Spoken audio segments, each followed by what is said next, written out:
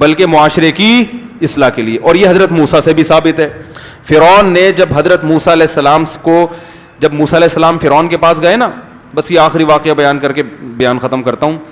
جب موسیٰ علیہ السلام فرعون کے پاس گئے اسے دین کی دعوت دینے کے لیے, تو فرعون نے کیا کہا کہ الم نربیک فینا ولیدا ولبثت فینا من عمرک سنین, اے موسیٰ تو چھوٹا سا بچہ تھا, ہم نے تجھے پال پوس کے بڑا کیا ہے, اور وقتلت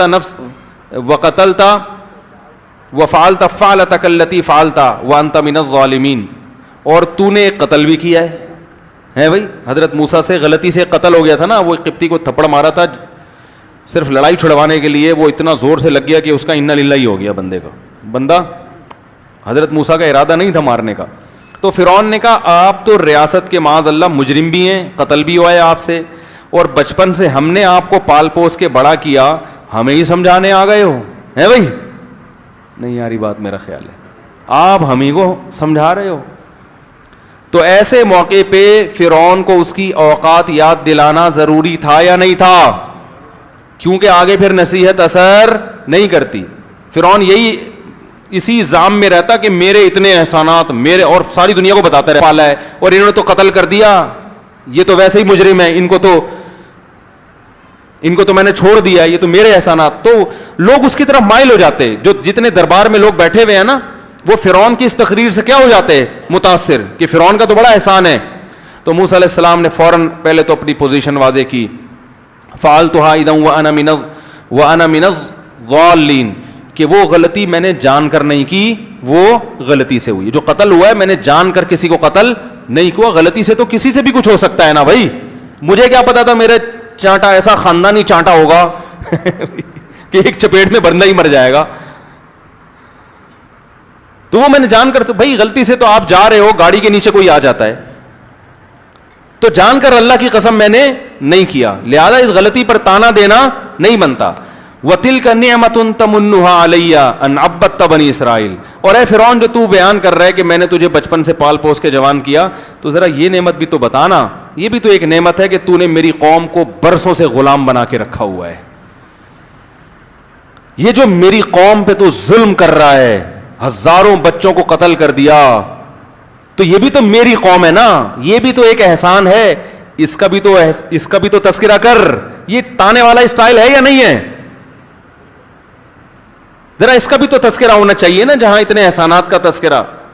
اور اسی میں انہوں نے یہ بھی بیان کر دیا ضمناً, یہ صراحتاً نہیں, کہ میں جو تیرے محل میں پلا بڑا ہوں وہ بھی تو نے میری قوم کو غلام بنایا, جس کی وجہ سے میری ماں مجبور ہوئی صندوق میں ڈالنے پر, ورنہ مجھے کیا ضرورت تھی یہاں آگے پلتا میں. میری ماں مجھے گود میں لے کے پال لیتی, بڑا کر دیتی. یہ تو تیرے پیدا کردہ حالات ہیں جن کی وجہ سے میں اس محل میں پہنچا اور تو نے مجھے پالا. تو یہ بھی ایک احسان ہے, ذرا اس کا بھی تذکرہ کر دو. تو یہ انداز تانے والا ہے, مگر اس سے تانا برائے تانا مقصد نہیں ہے, اس سے فرعون کو اس کی اوقات یاد دلانا مقصد ہے. یہی وجہ جب فرعون نے یہ بات سنی تو ٹاپک کیا کر دیا اس نے, فوراً چینج کر دیا کہ دوسرے ٹاپک پہ بات کرتے ہیں, ٹھیک ہے نا, یہ احسان وحسان چھوڑو, یہ احسان وحسان چھوڑو. مر ربکم, ہاں, کہ وہ مر ربکم یا موسیٰ, ہے موسیٰ تمہارا رب کون ہے, ذرا اس کو بتاؤ تم کس خدا کی طرف. ایک دم ٹاپک کیا کر دیا اس نے, چینج. تو ایسے فسادی آدمی کو جو معاشرے میں فساد مچا رہا ہو, بعض دفعہ اس کو اس کی اوقات یاد دلانی پڑتی ہے کہ آپ کی یہ اوقات ہے, زیادہ فنٹر بننے کی کوشش نہ کریں, اب آئیں اصل مدعا پہ بات کیا ہے, ورنہ وہ بلا وجہ نا چوڑا ہو رہا ہوتا ہے.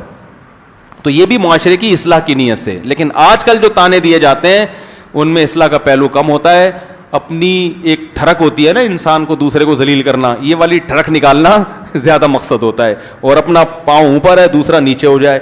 یہ چیزیں جن لوگوں میں ہوں, اللہ فرماتے ہیں یہ بری خصلتیں ہیں, ایسے لوگوں کو فالو مت کرو, ان کے پیچھے مت چلو. معاشرے میں ان کے پیچھے چلو جو معاشرے میں محبت کو فروغ دینا چاہتے ہیں, اصلاح کو فروغ دینا چاہتے ہیں, اور معاشرے سے جرائم کا حقیقی معنوں میں خاتمہ چاہتے ہیں. اللہ تعالیٰ سے دعا ہے اللہ عمل کی توفیق عطا فرمائے.